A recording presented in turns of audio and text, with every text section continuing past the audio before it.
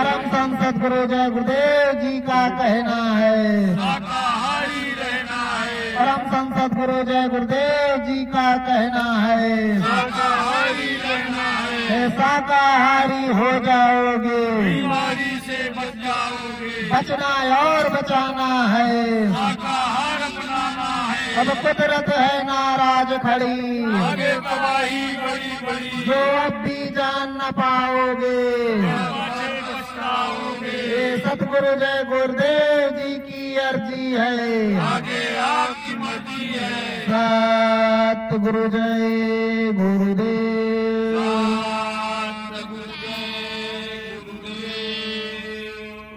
मंच पर अखंड रूप से विराजमान, हर प्रकार से हाजिर नाजिर परम पूज्य स्वामी जी महाराज के पावन श्री चरणों में और सत्संग स्थल पर आए हुए हमारे सभी सम्मानित गुरु भाई बहन माता पिता के भी श्री चरणों में मेरा सादर सतकोटि प्रणाम। आप लोग मेरा प्रणाम स्वीकार करें। सतगुरु जय गुरुदेव।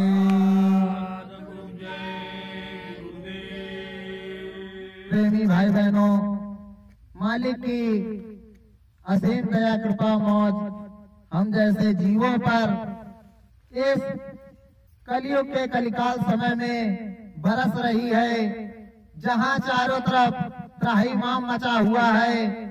स्वामी जी महाराज ने पहले ही आगाह किया था कि जो लोग अपने गुरु के नाम के सहारे और सतगुरु के सहारे रहेंगे और निशाना केवल सतगुरु से उनका होगा, तो गुरु महाराज ने कहा था बड़ी से भी बड़ी आफत मुसीबत में भी रक्षा संभाल की जाएगी।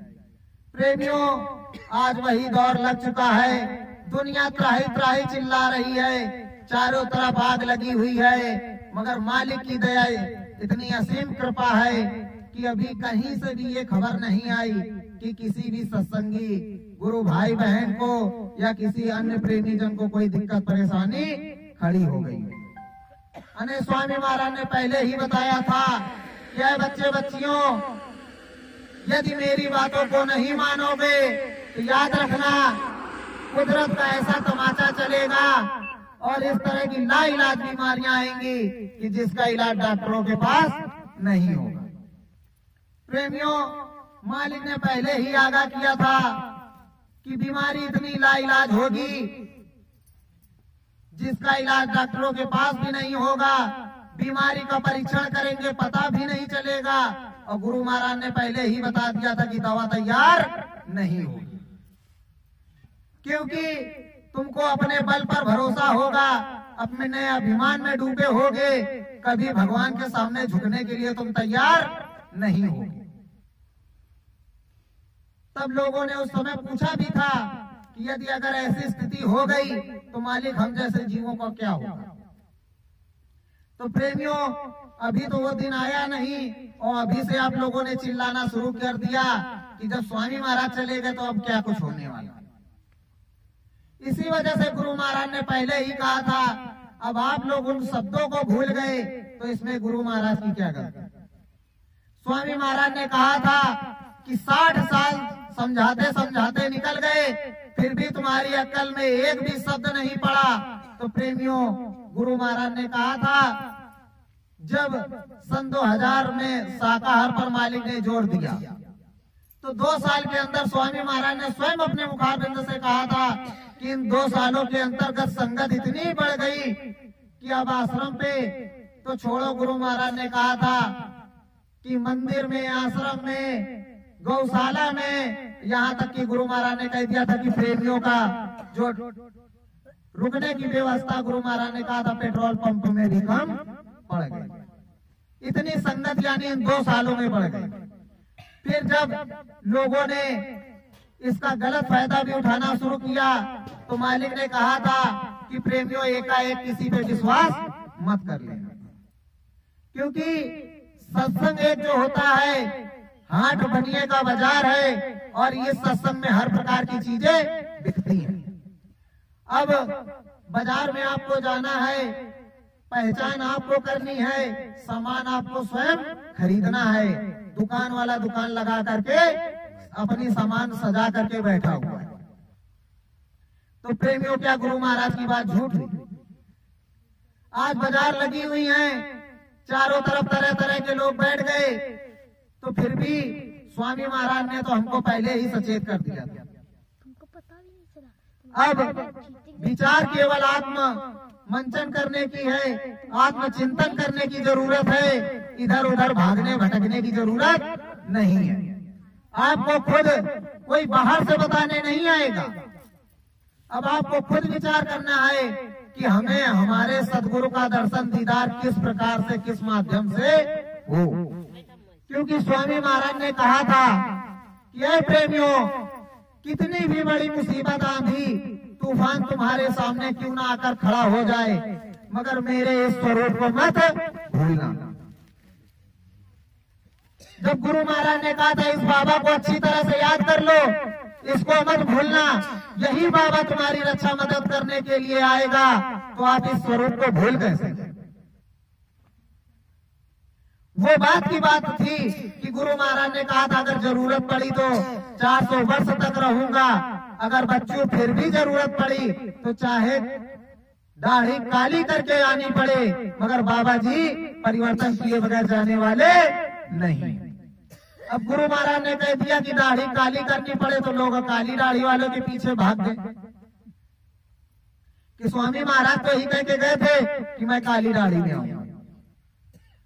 अरे स्वामी महाराज ने कहा था जरूरत पड़ी तो, और आज अगर गुरु महाराज काली दाढ़ी में आकर बैठ भी जाएंगे तो क्या पहचान लोगे? क्योंकि गुरु महाराज ने पहले ही बताया था, मन जो तुम्हारा ये प्रश्नों की खान है, और ये इतना अथाह समुद्र है कि इसमें कभी खत्म नहीं होंगे।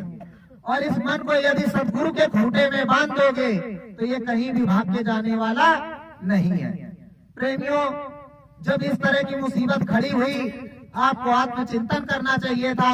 मालिक ने पहले ही बताया था कि जब इस तरह की दो राय सामने आ जाए, आपको समझ ना आए कि अब हम उत्तर को जाएं कि दक्षिण को जाएं, तब गुरु महाराज ने कहा था कि सीधे अपने नाक के सीधे पूर्व दिशा की ओर देखना। तो जो गुरु महाराज अपने शब्दों को बता रहे हैं, उनको पकड़ने की कोशिश नहीं की, उनको पकड़ने की जरूरत थी। जब गुरु महाराज ने कहा नाक के सीधे पूरब की तरफ देखना, तो गुरु महाराज ने कहाँ की बात कही? सीधा सूरत के द्वार की बात कही। जीवात्मा कहाँ बैठी? जहां बैठी गुरु महाराज ने वहीं के लिए कहा। यहाँ पर बैठ करके अंतर में ध्यान देना और इस बात को गांठ बांध लेना, सत्संगियों अपनी डायरी में लिख लेना। गुरु महाराज ने कहा कि सतगुरु जिस स्वरूप में नाम दान देता है, प्रेमी के लिए गुरु का वही स्वरूप सदा सर्वदा के लिए हो जाता है। फिर तुमको शंका संशय कैसे हो गई कि गुरु महाराज इसके शरीर में कि गुरु महाराज उसके शरीर में, गुरु महाराज सफेद दाढ़ी में आएंगे कि काली दाढ़ी में आएंगे? इस चक्कर में पड़े तो सीधा 100 की बात, आपने गुरु की बात पर ध्यान नहीं दिया। प्रेमियों, अंग्रेजी कैलेंडर के अनुसार आज नया साल है, मगर हमारी सनातन धर्म संस्कृति जो कहती है हमारा पहला जो नया साल संवत जो बदलता है, चैत मास की प्रथम नवरात्र के दिन ही नया साल शुरू होता है।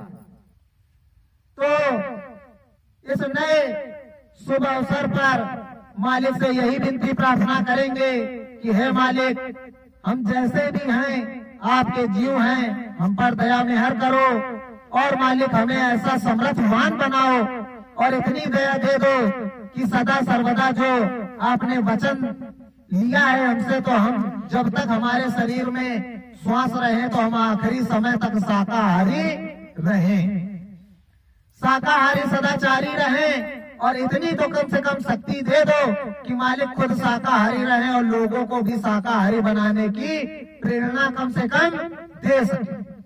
कुछ ना कर सके तो इतना ही कर सके, क्योंकि अगर किसी के सामने 2 बात कहने जाओ तो 10 बार सोचना पड़ता है कि शाकाहारी की बात बतानी है। अब वो पता नहीं 10 प्रकार के प्रश्न करेगा, उसको हम क्या जवाब देंगे। तो कम से कम मालिक इतने ही लायक बना दो कि ना कुछ हो सके तो आपने कहा बच्चा कुछ ना हो सके तो शाकाहार का प्रचार करते रहना, घर में सुबह शाम भजन भी करते ही रहना। तो गुरु महाराज जब सत्संग में जाकर सेवा नहीं कर पाते तो कम से कम अगर कहीं हम जाएंगे, जो आपने कहा था कि मैंने 20 करोड़ प्रेमियों की पीठ को प्रेस और 20 करोड़ के प्रेमियों के मुख को मैंने मीडिया बना रखा है। तो गुरु महाराज ने कहा था जब ये शाकाहारी वर्दी तुम पहनकर निकलोगे तो कहीं तुमको मुंह से बोलने की जरूरत नहीं पड़ेगी। मगर अब तो जमाना ऐसा भी हो गया कि अब तो वर्दी भी पहनने में शर्म लगती है। झंडा की तो बहुत दूर की बात रही, टोपी भी लगाने में भी अब शर्म आती है कि लोग तरह तरह की बात पूछेंगे। बाबा जय गुरुदेव दिखाई नहीं दे रहे, तुम सदरी पहने घूम रहे हो, बाबा जय गुरुदेव कहाँ है हमको बताओ। तो डर तो तभी लगेगा जब तुमने कभी सही से भजन किया नहीं, गुरु को कभी निहारने की कोशिश की नहीं, तो डर तो लगेगा। कितने बार स्वामी महाराज ने कहा कि ऐ बच्चे बच्चियों, समय बहुत कम थोड़ा बचा है।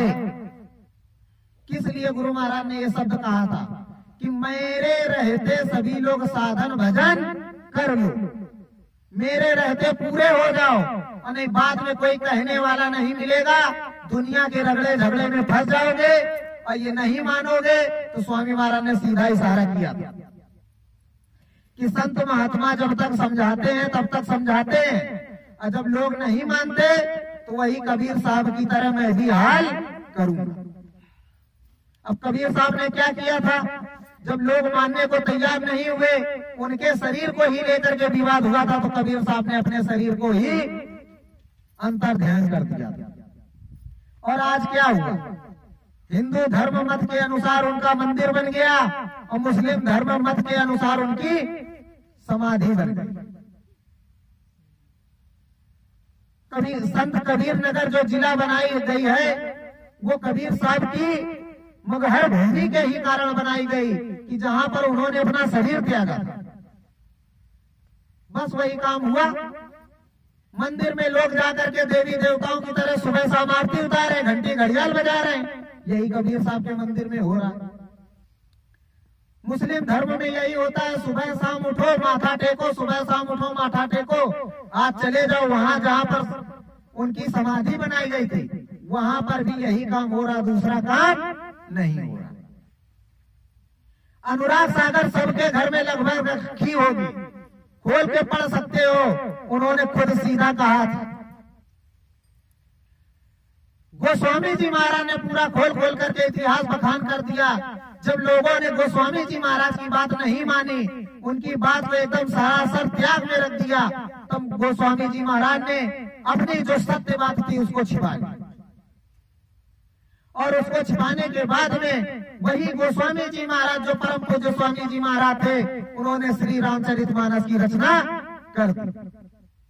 फिर भी प्रेमियों, अगर समझने वाली चीज है तो पूरा अनुभव उनका श्री रामचरितमानस में भी लिखा हुआ। अगर कोई तुमको सही से समझाने वाला मिल जाए, एक एक चौपाई उसमें लिखी हुई है, और पूरी की पूरी गोस्वामी जी महाराज ने कोई प्रभु राम की लीला का वर्णन नहीं किया। वो तुम्हें देखने में लगती है कि ये प्रभु राम जो अयोध्या में आए थे मानुष तन धारण करके, ये उनकी लीला लिखी गई। मगर गोस्वामी जी महाराज ने कहा, मूंदो नयन त्रिसित में भयो अपन चितवत कौशलपुर गयो, मोहे देख राम मुस्काही अभी हंसा तो तुरंत गयो मुकमान।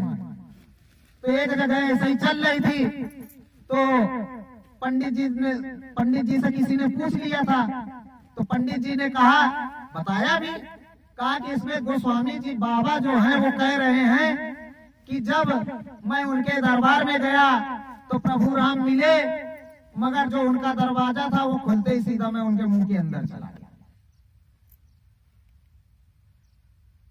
तो इसीलिए वो समझाते रहे, तब कोई सुनने को तैयार नहीं हुआ।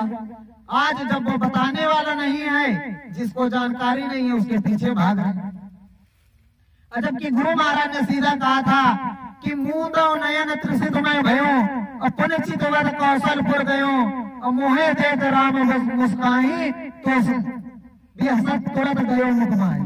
यानी जब उस मालिक की दया हुई और जब मैंने अपने दोनों आंखों को मूंदा यानी बंद किया, जब उस समर्थ महापुरुष सदगुरु की दया मेहर मेरे ऊपर हुई और जब मेरी दिव्य दृष्टि खुली तो सीधा जाकर के प्रभु राम के सामने हम जाकर के खड़े हो गए।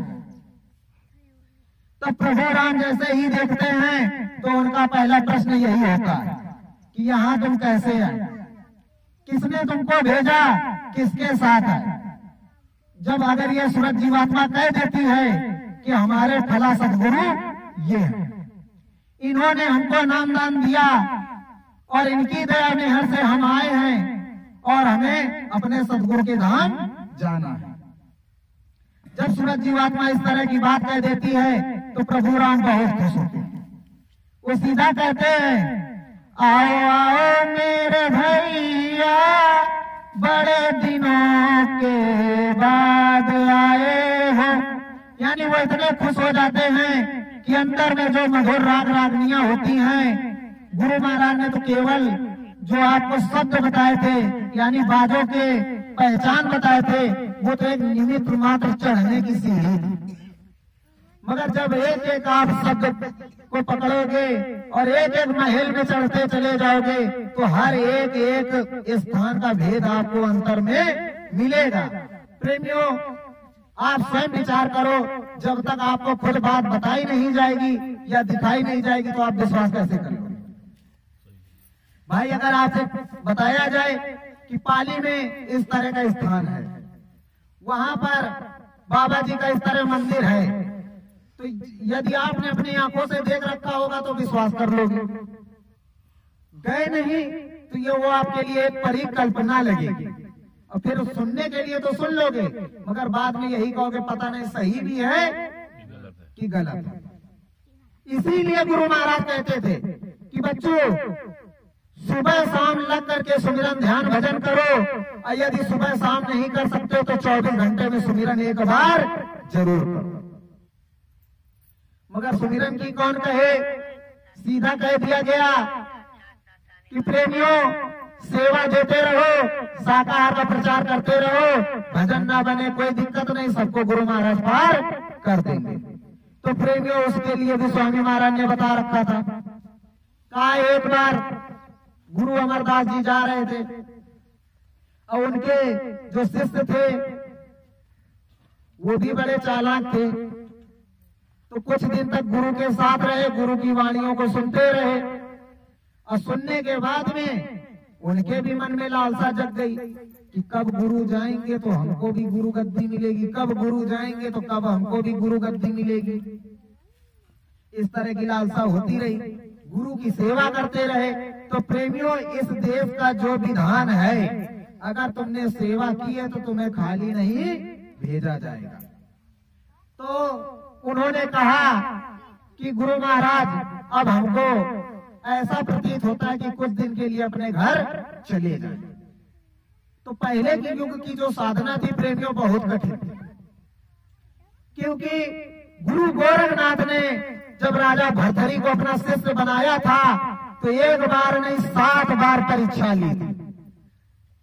जब 7वीं बार परीक्षा में पास हो गए थे तब आगे जाकर के उनको पंथ दिया। गुरु महाराज ने तो तुमसे एक बार की छोड़ो, एक दिन के लिए नहीं, 1 घंटे की परीक्षा नहीं ली। अजब की प्रेमियों, अब हकीकत की बात है, 29 दिसंबर की रात 2:30 बजे की बात थी। स्वामी महाराज ने सीधा बताया है कि धैर्य की परीक्षा अब होगी। अभी तक कोई परीक्षा नहीं हुई है, अब धैर्य की परीक्षा होगी। और स्वामी महाराज के खुले शब्द यही थे कि धैर्य को बचा करके रखना और कुछ तो अपने गुरु पे विश्वास बनाए रखना। यदि तुमको विश्वास है कि सूरज निकल रहा है, प्रकाश सबको दे रहा है, तो तुम्हारा गुरु भी आएगा जरूर। और जब तुम्हारा गुरु आएगा तो ये धरा मंडल नहीं, पूरा ब्रह्मांड प्रकाशमय हो जाएगा। मगर उसके लिए तुम्हें इंतजार करना पड़ेगा। जो तुम सोचो कि हवा लगती है कि वहां बाबा जी आ गए, भाग खड़े हुए, तो इससे कोई काम बनने वाला नहीं है। बाबा जी बाहर नहीं, बाबा जी यहां अंदर रहते हैं। क्योंकि जब बाहर से संदेशा होगा तो याद कर लो, अगर नहीं गुरु महाराज की बात पे विश्वास है तो कम से कम उसी बात पे निर्भर हो जाओ कि स्वामी जी महाराज ने कहा था कि जिस समय सतयुग का चौथा महान यज्ञ का पूजन होगा तो 10 माह पहले घोषणा करवा दी जाएगी। उसी बात को याद कर लो। अगर सतयुग का चौथा महान यज्ञ होगा 10 महीने पहले घोषणा करवाई जाएगी, तो ये भी याद कर लो चौथा महायज्ञ स्वामी जी महाराज के अलावा कोई भी माई का लाल नहीं कर सकता। यदि चौथा महान यज्ञ करने की कोशिश भी करेगा तो याद रखना जो बनारस में कांड हुए थे वही कांड बराबर होते रहेंगे, क्योंकि जहां समर्थ मालिक होता है वहां किसी भी प्रकार की जनहानि नहीं होती, न रुपए की हानि होगी न जीव मात्र की हानि होगी। प्रेमियों, गुरु महाराज ने जब सत्संग सुनाया था तो गुरु महाराज कुछ समय पहले जब यहीं अपने कन्नौज में सत्संग हुआ था 13वां में स्वामी महाराज का, सन तो मुझे याद नहीं लगभग, मगर इतना मुझे अच्छी तरह याद है कि गुरु महाराज जिला बाराबंकी से साइकिल खुद चला करके आए थे। लखनऊ रात्रि विश्राम पड़ा था, फिर लखनऊ से स्वामी महाराज फिर साइकिल चला के कानपुर आए। अब कानपुर से साइकिल चलाने के बाद में जब प्रेमियों ने प्रार्थना की कि मालिक बहुत धूप है और लगभग यही जेठ का मास का महीना था, तो स्वामी महाराज ने कहा नहीं मैं फिर साइकिल से जाऊंगा। और स्वामी महाराज ने ही घोषणा की कि कहा बच्चे बच्चियों देखो अभी तो बाबा जी की पहली बंसी बजी है, पहली बंसी बजी है तो ये लाखों सर दर्शन करने के लिए दिखाई पड़ते हैं और मेरा सौभाग्य है कि मैं तुम लोगों का दर्शन करने आया हूँ। ये किसकी वाणी है? स्वामी जी महाराज कि मैं तुम लोगों का दर्शन करने आया हूँ। और प्रेमियों देखो उस मालिक की दया मेहर कि अभी आगे मुझे तिरुमा में भी जाना है, कन्नौज में भी कार्यक्रम लगा है, तो लोगों ने सोचा गुरु महाराज गाड़ी से बैठ के जाएंगे। और जैसे ही विदाई हुई गाड़ी गुरु महाराज की आगे आई तब तक गुरु महाराज साइकिल से पैदल मार दिए। तो प्रेमियों अब आपको विचार करना है कि आपको उसी तरह के गुरु महाराज चाहिए कि 4 कांधे पे बिठाने वाले गुरु महाराज चाहिए, क्योंकि स्वामी महाराज जब एकदम हष्ट पुष्ट होंगे और जब गुरु महाराज एक पैडल मारेंगे तो पता लगे सीधे उनकी अगर साइकिल जिला फतेहपुर से चली होगी तो रुकेगी आके कानपुर। तो उस तरह के जब स्वामी महाराज होंगे तो बताओ किसी को अहंकार आएगा कि स्वामी जी महाराज को हमें हाथ लगाना पड़ेगा। प्रेमियों सन 2011 की बात है, 11 नहीं 12 की बात है, और दक्षिण भारत का काफिला वापस आया हुआ था। कहां पर समापन हुआ? खितौरा में। खितौरा में मंदिर निर्माण की सेवा चल रही थी और जो मंदिर के किनारे किनारे के जो पिलर होते हैं वही पिलर की ढलाई चल रही थी। और उस दिन मालिक की मौत से जो भंडारे में सेवा चल रही थी, गुरु महाराज की पता नहीं अचानक क्या मौत हुई, उस दिन स्वामी महाराज के एक दिन में 5 बार दर्शन। पहले स्वामी महाराज जब सुबह निकले तब हम लोगों को दर्शन हुए, फिर जब मालिक मंच पे आए तो जैसे हम आप लोग बैठे इस तरह स्वामी महाराज मंच पे बैठे थे, आगे एकदम हम लोग बैठे। फिर गुरु महाराज की मौत हो गई। गुरु महाराज ने कह दिया कि बच्चे बच्चियों से कह दो कि मालिक गाड़ी में बैठे हुए जिसको दर्शन करना है कर। वो गुरु महाराज का नूरानी स्वरूप जैसे गुलाब का फूल। और तभी तक अचानक गुरु महाराज की मौत हो गई कि आज भंडारे में समोसा बनेंगे, और उस दिन समोसा बन रहे थे और तब तक पता नहीं क्या मौज हुई। लोगों ने कहा कि मालिक ऊपर का देख लीजिए चल के, तो व्हील चेयर पे गुरु महाराज को बिठा के लाए थे। तो कह रहे थे अरे भीड़ मत लगाओ, स्वामी महाराज को चलने में दिक्कत होगी, ये है वो है, दुनियादारी की बातें हो रही थी। तो एक बैग जितने लोग मंदिर पे थे सबको नीचे भगा दिया कि कोई भी ऊपर ना बचे। और मालिक की दया ही थी कि हम 5 लोग ऊपर के ऊपर ही रह गए। और तब तक क्या देखते हैं कि जैसे ही स्वामी महाराज लिफ्ट से निकले कोई भी बंदा स्वामी महाराज को पकड़े हुए नहीं था। प्रेमियों ये मेरे जीवन का सबसे बड़ा प्रमाण था क्योंकि जब पहली बार स्वामी महाराज ने नामदान दिया था तो गुरु महाराज ने एक ही वचन मेरे से कहा था कि बच्चा, बाबा जी को बूढ़ा मत समझना। जिस दिन बाबा जी अपने पैरों से चलते हुए दिखाई देंगे तो तुम क्या ये दुनिया नजारा देखेगी? तो क्या उस दिन केवल मैंने ही देखा होगा? मेरे जैसे ना जाने सदगुरु के कितने जीव वहां पर बैठे थे। तो कैसे मन में ये भ्रम आ गया कि गुरु महाराज का शरीर जर्जर हो गया।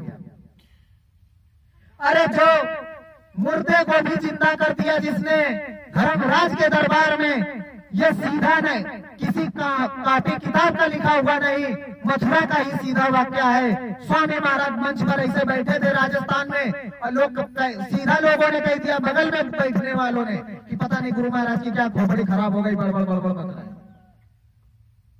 और तब तक आश्रम से फोन गया कि स्वामी महाराज फला जो गुरु भाई है इनका शरीर छोड़ गया।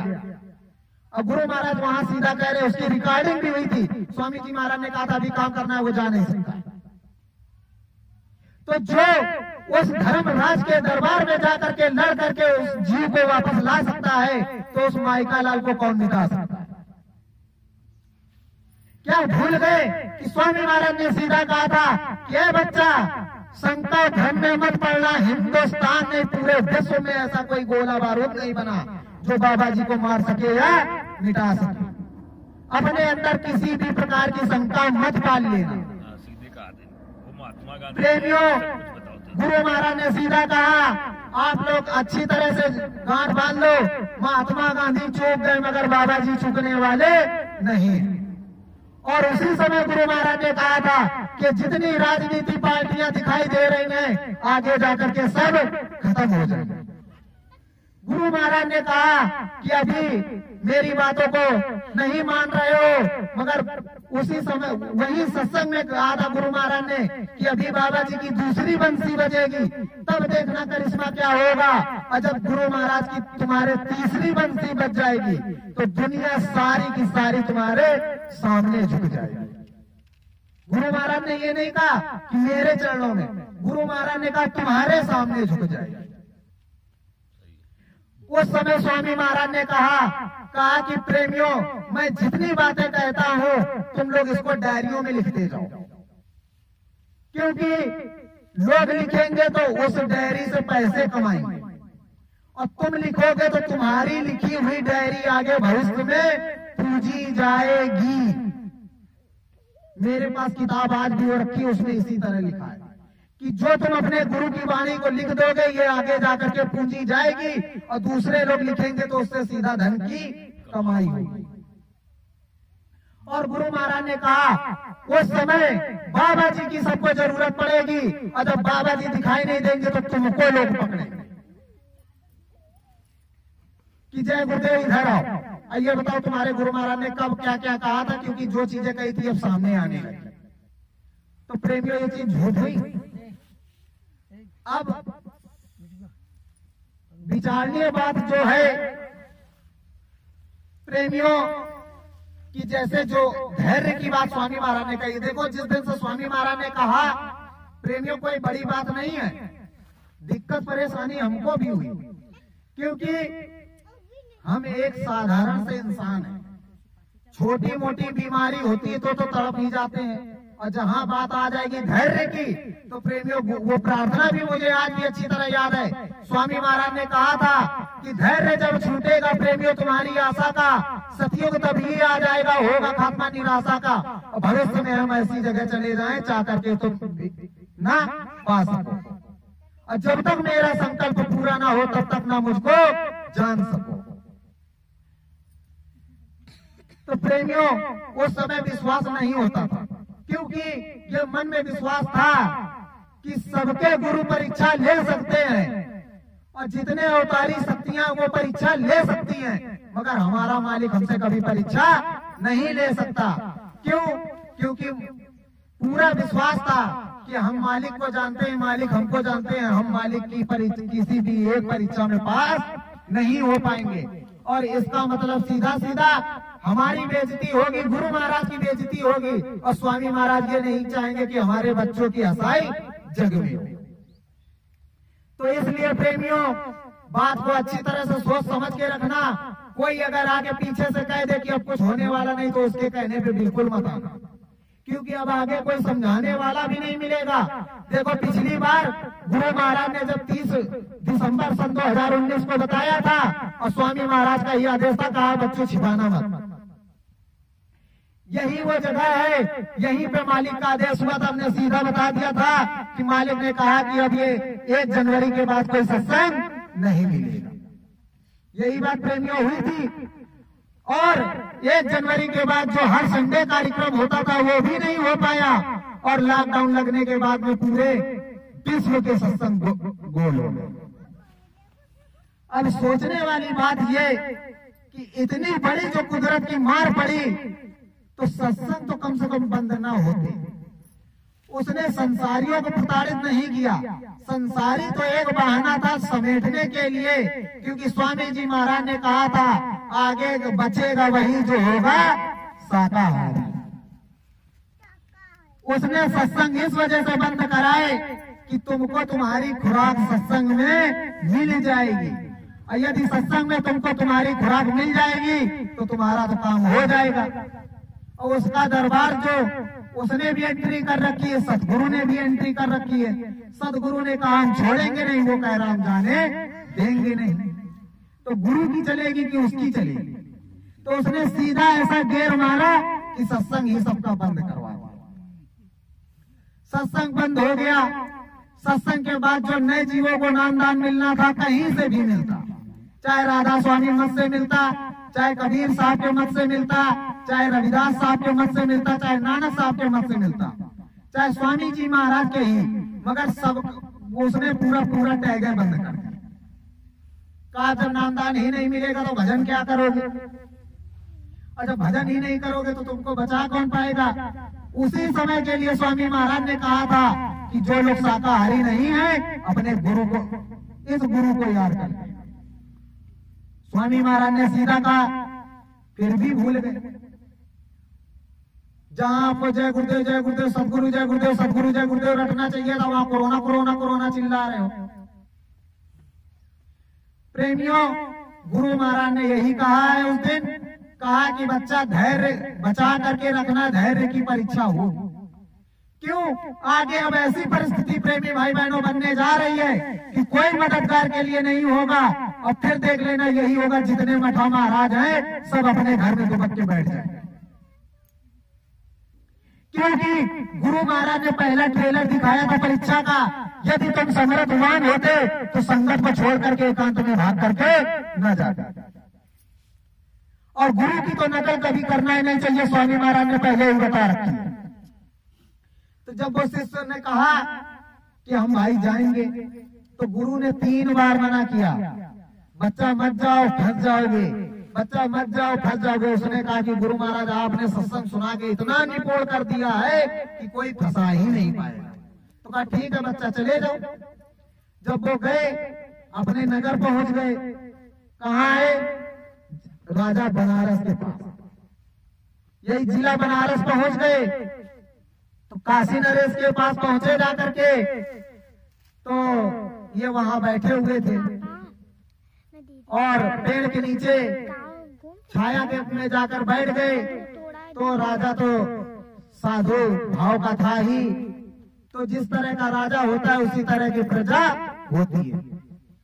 तो जब लोगों ने देखा कि ये कोई पहुंचे हुए महात्मा दिखाई पड़ रहे हैं, तो राजा को खबर पहुंच गई। तो राजा ने कहा अगर वो पहुंचे हुए महात्मा उनको आदर सत्कार के साथ राजमहल में ले आओ। और जब उन्होंने देखा कि इतना आदर सम्मान बस उनके गदगद, तो राजा ने कहा कि हे स्वामी महाराज, राजा ने यही कहा, गुरु महाराज ने कहा कि हे स्वामी महाराज आप कौन है। अब वो मन में सोच रहा हम किसी और को स्वामी महाराज कहते थे, ये हमको स्वामी महाराज कहना। कहें ठीक है, कहें आप कौन हो, कहो कहां से आए और अपना परिचय दीजिए। तो अपना तो परिचय दे दिया, मगर किससे परिचय है उसका परिचय नहीं दिया। तो प्रेमियों, उन्होंने कहा कि आप कुछ अंदर वाले दिखाई देते हैं, और महात्मा जी दया कर दें तो बहुत बड़ी कृपा होगी। तो उन्होंने कहा भाई क्या चाहते हो? कहा कि जो आपके पास हो दे दो। तो उन्होंने कहा ठीक। सुनाने लगे सत्संग, जो गुरु की वाणी थी सुनाना शुरू कर दिया उसी तरह की, और कुछ नकल भी करना शुरू कर दी। तब तक गुरु महाराज उधर साधना में बैठ के देख रहे हैं, और जो गुरु के साथ एक शिष्य बैठा हुआ था साधना में वो भी देख रहा है। अब दोनों मुस्काने लगे। उसने तुरंत कहा गुरु महाराज ये क्या होने जा रहा है? तो स्वामी महाराज ने कहा बच्चा कान में उंगली डाल के आंख बंद करके चुपचाप बैठ के नजारा देखो। समय चिल्लाने का नहीं है, साधना करने का। गुरु और वो जो साधक थे वो चुपचाप अपना देख रहे हैं। अब इन्होंने सत्संग सुनाया। सत्संग सुनाते सुनाते कई दिन निकल गए। अब राजा को ये पक्का विश्वास हो गया कि ये समर्थ पुरुष है। तब उसने कहा कि अब हम आपको छोड़ेंगे नहीं, आप चाहे हमारे राजगुरु बनो चाहे मेरे खुद के गुरु बनो, मगर मैं आपको जाने नहीं दूंगा। उसने सोचा अब तो फंसा हुआ, मगर जहाँ काटने को मलाई मिले वहाँ किस बात की दिक्कत। तो उसने कहा क्या चाहते हो? कहा कि अब हमको प्रभु का मार्ग बता दीजिए। उसने बता भी दिया, और जब कुछ मिलने लगा तो दया किसकी हो रही? अभी तो गुरु बैठा हुआ है ना, तो उसको भी कुछ दिखाई पड़ने लगा। अब राजा ने डंका पिटवा दिया, अरे ये समर्थ हैं और इन्होंने जो रास्ता बताया उससे भगवान मिलता है, और आओ चलिए आओ जल्दी सब लोग नामदान ले लो। और उस समय का समय ये होता था अगर राजा नामदान लेता था तो पूरी प्रजा को भी लेना पड़ता था। अब जैसे ही प्रजा की बारी है, पहले तो उसने रिश्तेदारों को दिलाया। जब पूरा घर परिवार रिश्तेदार सब नामदान ले चुका तो पाप का घड़ा तो अब ऊपर ही हो रहा है। अब जैसे ही राज दरबार की बारी आई, तुरंत गुरु महाराज ने अपना पत्र लिखाया दूसरे शिष्य के द्वारा और किसी दूसरे प्रेमी के द्वारा भिजवाया। कहो जाओ तुरंत राजा बनारस के यहाँ जाकर के मेरा संदेशा भिजवाओ और कह देना जाकर के केवल एक ही शब्द कि मेरे आश्रम का चोर आकर के तुम्हारे राज दरबार में छिपा हुआ, जिसके हाथ पैर बांध करके रातों रात मेरे सामने पेश करो, और नहीं मुझे तुम्हारे दरबार आना ना पाए। तो जैसे ही राजा तक ये बात पहुंची, प्रेमी भाई बहनों, राजा के पैरों से जमीन खिसक गई, उसका मुकुट अपने आप जमीन पे गिर गया। जब उसने देखा कि समर्थ पुरुष गुरु अमरदास का यह संदेश है, और बाप रे इतने समर्थ सदगुरु का चोर मेरे आश्रम में यानी मेरे दरबार में पनाह कैसे ले लिया। अब उसने अपने गुप्तचरों को भेजा, अब उस तरह का कोई हो तो दिखाई पड़े। जब धीरे धीरे धीरे धीरे एक हफ्ता बीत गया, फिर गुरु ने संदेशा भिजवाया कि तुम मेरे आज्ञा की अवज्ञा कर रहे हो, इसका परिणाम अच्छा नहीं होगा। अब राजा के रात में नींद भी नहीं आई, और सुबह उठते ही राजा जाकर के अपने गुरु के पास पहुंच गया। तो राजा का जब मुंह तुरा देखा तो गुरु बोले क्या हुआ राजन, आज बड़े उदास दिखाई पड़ रहे हो, ऐसी उदासी आपके चेहरे पे कभी हमने देखी नहीं। कहा गुरु महाराज अब आप ही दया करिए, उद्धार केवल आप ही कर सकते हैं, मेरे सामने कोई रास्ता नहीं बचा। बोले बोलो बच्चा क्या दिक्कत है? कहा ये रही दिक्कत। वो पत्र जाकर के उनको थमा दिया। अब जैसे ही देखा कि उसमें गुरु अमरदास के हस्ताक्षर है, उनकी भी जमीन खसक गई। पढ़ा नहीं, अभी केवल हस्ताक्षर देखा। कहने लगे अच्छा बात बताओ। कहा इसमें लिखा है कि मेरे दरबार का चोर आपके दरबार में पनाह लेके रह रहा है, उसको रातों रात हाथ पैर बांध के भेजो। कहा गुरु महाराज ये काम आप कर सकते हैं, अपनी दिव्य दृष्टि से तुरंत देख करके बताइए वो चोर कौन है। अब गुरु कैसे कह दें कि हम ही हैं। उन्होंने कहा ठीक है राजन, आप आराम से जाओ और मालिक की दया हो जाएगी, मैं तुरंत सुबह आपको बताऊंगा। अब ना राजा को नींद आ रही है ना गुरु को नींद आ रही है कि पोल खुल जाएगी तो कहीं राजा सर धड़ से अलग ना कर दे, क्योंकि इतना बड़ा धोखा दिया है। तो जब इस तरह की बात हुई, सुबह राजा को वैसे भी रात में नींद नहीं आई, तुरंत सूरज भी नहीं निकला, राजा पहुंच गया जाके। तो गुरु क्या बोलते हैं कि राजन अब एक बहुत बड़ी बात बताने जा रहा हूं। तो उन्होंने कहा कि बताइए, कहा अगर आप क्रोधित ना हो, क्रोध ना करें तो राजा ने कहा कि हे गुरु महाराज, आप चिंता मत करिए, बेफिक्र होकर के बताइए, भले ही वो मेरा सगा बेटा क्यों नहीं होगा, मैं उसके भी हाथ पैर बांध के भिजवा दूंगा। तो जब उनको विश्वास हो गया कि अब ये तो कुछ भी कर सकता है, जब उसके आगे कोई रास्ता नहीं बचा, तो उसने फिर क्या किया, कहा राजन, अब चोर कोई भी हो, उस बेचारे का प्रचार करने से क्या फायदा, आप ऐसा करो, हमारे ही हाथ पैर बांध करके सतगुरु के दरबार में भिजवा दो, कम से कम इसी बहाने हम भी गुरु का दर्शन कर लेंगे। राजा सोचने लगा, फिर ऐसे ही राज नहीं चला रहा था। कहा ठीक है, वो अपने गुरु के चरणों में गिर गया, रोने लगा, कहा अहो भाग्य हमारे, ऐसे हमारे त्याग मूर्ति गुरु मिले कि चोर कोई दूसरा और जाने के लिए खुद तैयार हो गया। तो ठीक भाई, मगर उसने हाथ पैर नहीं बंधवाए, इसी तरह सम्मान के साथ अपने गुरु को भिजवाया, मगर फिर भी राजा से रहा नहीं गया, भेष बदल के अपना भी पीछे पीछे पहुंच गया। जब प्रेमियों वो गुरु के पास अपने पहुंचे, गुरु ने नजर उठा करके भी नहीं देखा कि तुम किस लायक बने हो और कितने कर्म लाद करके आए हो। जब ये चीज देखी तो राजन भी तुरंत पहुंच गया और गुरु अमरदास ने कहा कि हाँ, कहा ये बताओ कि तुमको जो जय गुरुदेव नाम अगर मिला तो उसमें तुमको कैसे विश्वास हो गया कि इन्होंने तुम्हारी मदद की। तो वो सोच में पड़ गया, का बात तो सही, कहा एक दिन भी इन्होंने आकर के तुम्हारी मदद की, कहा हमने तो आपको देखा, ये होता है समर्थ की दया का प्रमाण।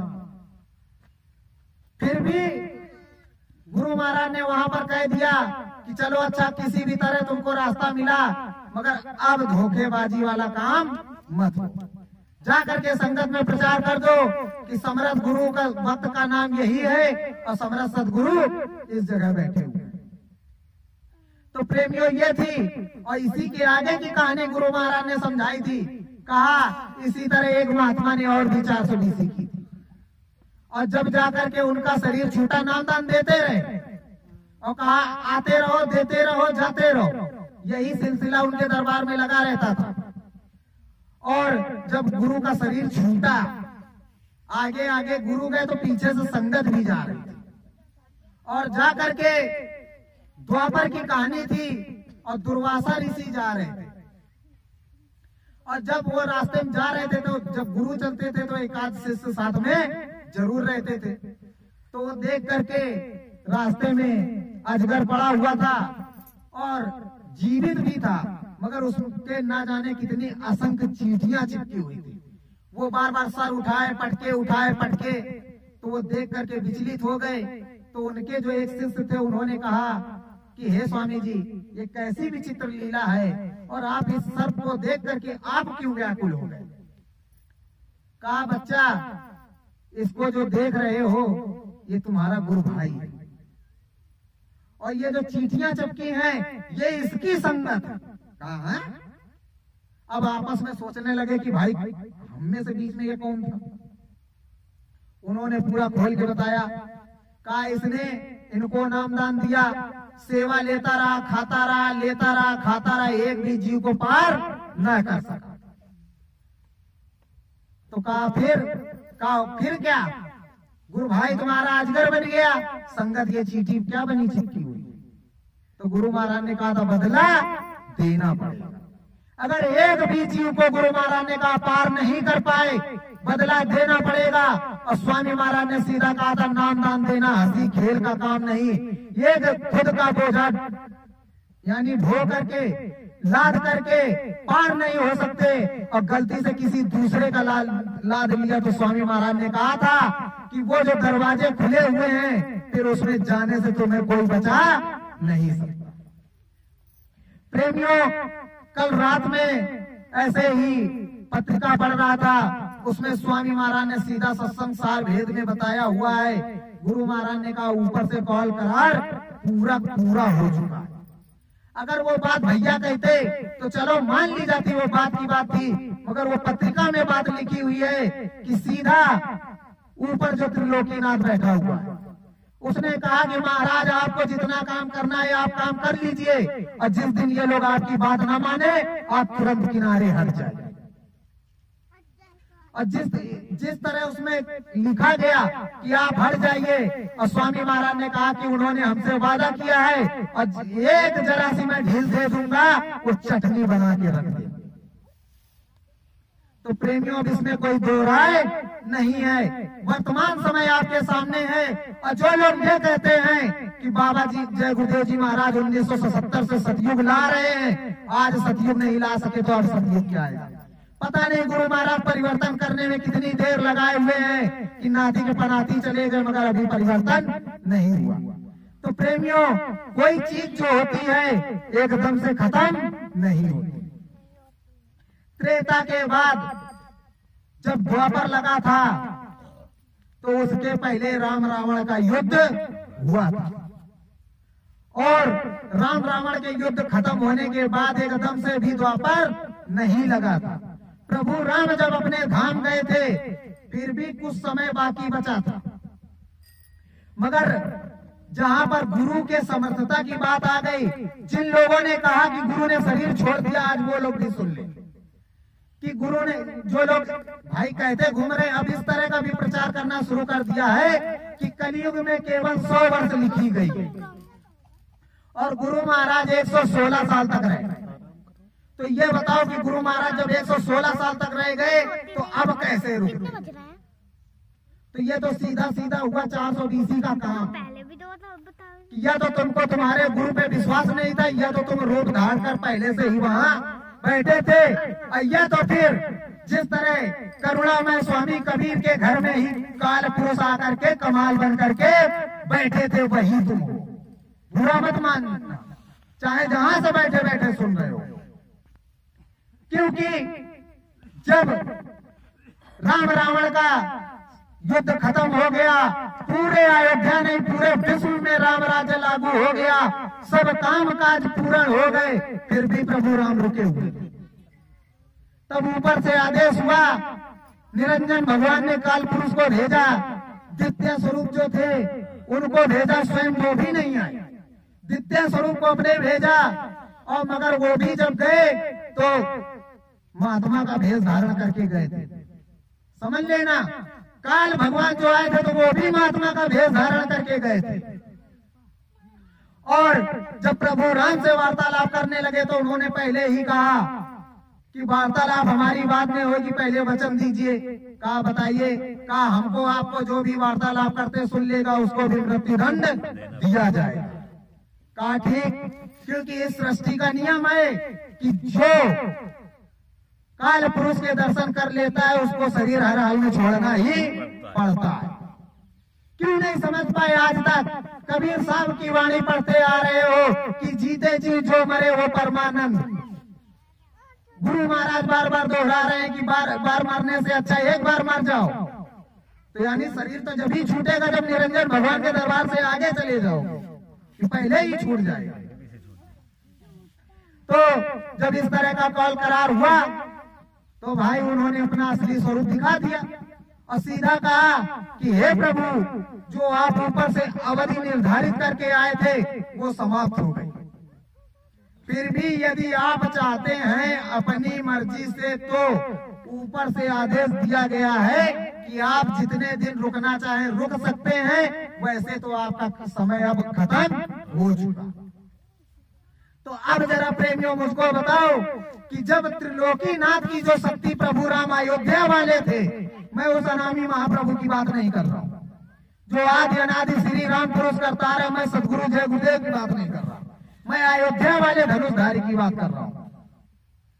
जब वो त्रिलोक की जो शक्ति थी वो अपने इच्छा अनुसार रुक सकती है, तो गुरु महाराज को तुम जबरदस्ती कैसे भेज सकते हो? और लोगों ने कह दिया कि कौवा तुम्हारा कान ले गया, और कान के इतने कच्चे थे कि कौवे के पीछे भाग खड़े हुए, मगर कान टटोलने की कोशिश नहीं की। आज जब आपसे कोई सच्ची बात बताने को तैयार होता है तो कह देते हो भैया हमारे पास समय नहीं है, हमने फला व्यक्ति को सेवा दे रखी है, अगर उसके पास नहीं जाएंगे तो वो हमारे यहाँ आना जाना बंद कर देगा। तो प्रेमियों बुरा मत मानना, मगर बात कड़वी है। क्या वो प्रेमी तुम्हारा ठेकेदार है कि तुम उसके ठेकेदार? स्वामी महाराज ने तो सीधा कहा कि बच्चा तुम मेरे ठेकेदार मत बनो, मेरा ठेकेदार वो सर्वेश्वर मालिक है। उन्होंने किसको बता दिया? दादा गुरु महाराज। और प्रेमियों मोटी सी एक बात है, संसार वालों के सामने चले जाओगे तो वो आज भी कहते हैं कि पता नहीं जय गुरुदेव वालों के ऊपर आज कौन सा भूत सवार हो गया कि अपने मुंह से ही कहते हैं कि हमारे गुरु महाराज मर गए। मैंने कई जगह लोगों से सुना, और जब वो लोग कहते हैं तो अपने दिल में दर्द होता है कि बताओ सत्संगियों से तो लाख गुना ये संसार वाले से, कि कम से कम उनको गुरु पे विश्वास हो ना हो मगर गुरु की बातों पे तो विश्वास है। अभी जब आपके सामने ये स्थिति लागू हुई, कितने लोगों ने आपसे कहा कि नहीं बात सही है, जो आपके गुरु महाराज ने कब कहा था अब हुआ। तो प्रेमियों परिवर्तन भी एक बैक नहीं होता, ये याद रखना। और रही बात धाम बड़ेला सदगुरु जय गुरुदेव मंदिर अयोध्या धाम, एक ऐसा विश्व स्तरीय अनुभव केंद्र है जहां से केवल अंतर अनुभव की बात कही जाती है। बाकी पूरे भारत की मैं बात नहीं करता, पूरे ब्रह्मांड में जाकर के घूम लेना, अगर कहीं तुमसे अंतर अनुभव की बात या साधना की बात कही जाए। क्योंकि 3 दिन से मेरे मन में एक ही सवाल उठ रहा, और मैंने कई बार रविंदर भैया से भी कहा, और यहां तक कि वो बात मैंने बड़े भैया से भी कह डाली, मगर बड़े भैया ने मुझे उस बात का उत्तर नहीं दिया। तो मैं सोचने लगा कि जहां पर कुछ मिलना नहीं है, निमित्त मात्र लोग बन करके रह गए हैं, रोज की वही रामायण गीता सुनना सुनाना है, कथा पुराण भागवत वाला हाल हो गया है, और अब तो कहीं कहीं सत्संग में ढोलक मंजीरा भी चलने लगा है, वहां लाखों की भीड़ लगती है। और एक सदगुरु जय गुरुदेव मंदिर धाम बड़ेला ऐसा कि अनुभव होने के बाद भी लोग विश्वास नहीं कर रहे। इसका मतलब क्या? प्रेमियों विश्वास नहीं करोगे। सुबह जब लेटे थे तो क्या देख रहे हैं कि एक जैसे आधा सूर्य जो किरण बनाया जाता है उस तरह का था। उसमें से एक किताब खुली और उस किताब से आवाज आ रही कि सत्य की डगर पर चलने वाले लोग हमेशा अकेले खड़े होते हैं। कहा यदि ये बात सत्य ना होती तो कृष्ण कौरवों की तरफ खड़े होते। तो प्रेमियों सब चीज का निचोड़ निकल गया कि नहीं निकल गया? और कहने के लिए तो वैसे भी कहा गया है कि सत्य घबरा सकता है मगर पराजित कभी नहीं हो सकता। इसलिए प्रेमी भाई बहनों विश्वास अपने गुरु पे जगाओ, कहीं भी आओ जाओ, आने जाने के लिए कोई मना नहीं करता। सत्संग तुम खूब सुनो, खूब नहाओ, कुछ भी करो, मगर सर झुके तो केवल गुरु महाराज के ही श्री चरणों में। और याद रखना प्रेमी भाई बहनों, बार बार विनती प्रार्थना तो करते हो कि मालिक अगर ये बंदा कहीं दूसरे दर पे जो झुका तो मालिक तुम्हारे नाम के आगे ही धब्बा लग जाएगा। ये भी कहते घूम रहे हो, तो इसका मतलब क्या यही है कि मंदिर में सर झुकाने से शर्म आती है और भाई दूसरे के चरणों में झुक जाते हो? और ऐसा काम क्यों करते हो कि संसार वाले तुमसे मुंह मोड़े? क्योंकि गुरु महाराज की तो यह शिक्षा नहीं थी। गुरु महाराज ने कहा कि ऐ सत्संगियों तुम्हें आदर्श बनकर अपने सदगुरु का चरित्र पूरे हिंदुस्तान में नहीं विश्व में गाना है और प्रेम की ध्वजा प्यारे सदगुरु की पकड़ करके परिवर्तन करके दिखाना है। जब इस तरह गुरु महाराज ने कहा तो आप लोग उस चीज को मानने के लिए क्यों नहीं तैयार हो रहे? और ये बात हर जगह से सुनने को क्यों मिल रही है कि जय गुरुदेव वाले गंगा को नहीं मानते, जय गुरुदेव वाले जमुना को नहीं मानते, बाबा जय गुरुदेव ने उनको मानने से मना कर रखा है, बाबा जय गुरुदेव ने उनको मानने से मना कर रखा है। जबकि इसी तरह की बात जब अयोध्या में हुई थी और गुरु महाराज के प्रति उल्टा प्रचार किया गया, जहां सतयुग का पहला यज्ञ हुआ उसी जगह पर उल्टा प्रचार कर दिया गया था कि बाबा जय गुरुदेव इस तरह की बात फैलाते हैं, हिंदू मुसलमान को लड़वाते हैं। तो स्वामी महाराज ने कहा ठीक, जो वहां के मजिस्ट्रेट पे उस समय कार्यक्रम देने को तैयार नहीं थे, तो कोई एक अधिकारी थे, गुरु महाराज ने उनको स्वप्न दिया। जब उनको स्वप्न दिया तो उसने जाकर के संत महात्माओं से बात की, जबकि गुरु महाराज का कोई वो जीव नहीं था। जब बात की समझाई तो वहां के संत महात्मा तैयार हो गए और समागम भी हुआ, सत्संग भी हुआ। स्वामी महाराज ने कहा कि मैं गंगा और माँ जमुना को मानने वाला हूँ और माँ और गंगा और जमुना के बीचों बीच गोदी में खेलने वाला हूँ। जैसे ही इतनी बात कही गुरु महाराज ने, जितने संत महात्मा थे सब गुरु महाराज के आगे हाथ जोड़कर खड़े हो गए। प्रेमियों, गुरु महाराज ने ही कहा, उस समय जब महात्मा लोग बैठे, सत्संग खत्म हुआ, तब लोग यही सोच रहे थे कि बाबा जी कुछ और बता दें। तो सत्संग खत्म होने के बाद तो गुरु महाराज कुछ बोले नहीं, मगर हाँ, जिनके जो लालसा थी तो स्वामी महाराज ने दे दिया जवाब। कहा बाबा जी, आप जो काम कर रहे हैं इसमें हमें अंदर से बहुत प्रसन्नता हुई और हम भी आपका सहयोग करेंगे और हम भी चाहते हैं, आप भी चाहते हो कि राम राज्य स्थापित हो, तो हम भी यही चाहते हैं अब जल्द से जल्द भारत में गौओं का कटना बंद हो जाए और राम राज्य स्थापित हो जाए। तब स्वामी महाराज ने ललकार करके कहा था कि तुम तो कह रहे हो कि गौ हत्या बंद हो जाए और मैं तो यही चाह रहा हूं कि किसी भी जीव जंतु की हत्या हिंसा न हो, चाहे फिर वो पशु हो फिर या मनुष्य हो। कहा कैसे? कहा कि मैं तो यही कहना चाहूंगा कि चींटी में भी उस परमेश्वर का अंश है, वो भी अगर पैर के नीचे आ रही हो तो तुम्हें अफसोस होना चाहिए। और गौ हत्या के लिए नित्यानंद गए थे एक समय गुरु महाराज के पास, गुरु महाराज ने मना कर दिया। आशुतोष जी महाराज ने भी गुरु महाराज से गौ हत्या के लिए समर्थन मांगा था। स्वामी महाराज किसी के समर्थन में नहीं खड़े हुए, ये याद रखना अच्छी तरह। जब इसी फूलबाग में उल्टा प्रचार किया गया था कि 23 जनवरी थी कि कितना, हाँ 23 जनवरी थी, और लोगों ने प्रचार कर दिया था कि नेता सुभाष चंद्र बोस प्रकट होगा, तो गुरु महाराज ने केवल इतनी ही बात कही थी कि तुम एक सुभाष की बात करते हो, मैं लाखों सुभाष खड़ा करता हूं, क्या तुम पहचान पाओगे इसमें कौन सा असली सुभाष? तब से कुछ लोगों ने धारा चला दी कि बाबा जय गुरुदेव ही नेता सुभाष चंद्र बोस है। चलो फिर गुरु महाराज ने उसका भी पर्दाफाश किया। कहा मैं एक साधारण सा इंसान हूं, माताओं के गर्भ का नाम रखा हुआ जो गोस्वामी जी महाराज का नाम वो मेरा है, और मैं असली जय गुरुदेव का प्रचारक हूं, और मेरा एक छोटा सा आश्रम जो है मथुरा में होगी। तो याद रखना, गुरु महाराज ने कहा कि पुराने पीछे रह जाएंगे, आगे नए आने वाले तुमसे आगे हो जाएंगे। वो तुमको घुसने ही नहीं देंगे तो तुम सेवा क्या करोगे? ये मत सोचना कि जिसने सन 2010 में नामदान लिया होगा ये लोग नए हैं, ना, बिल्कुल नहीं। नए वो लोग होंगे जिनको नामदान नहीं मिला है और सतगुरु जय गुरुदेव नाम से केवल 8 माला करते हैं, सुमिरन ध्यान भजन करते हैं, और 70 साल पुराने प्रेमियों को पीछे पछाड़ रखा है। टारधारी भी उनके आगे कुछ नहीं है।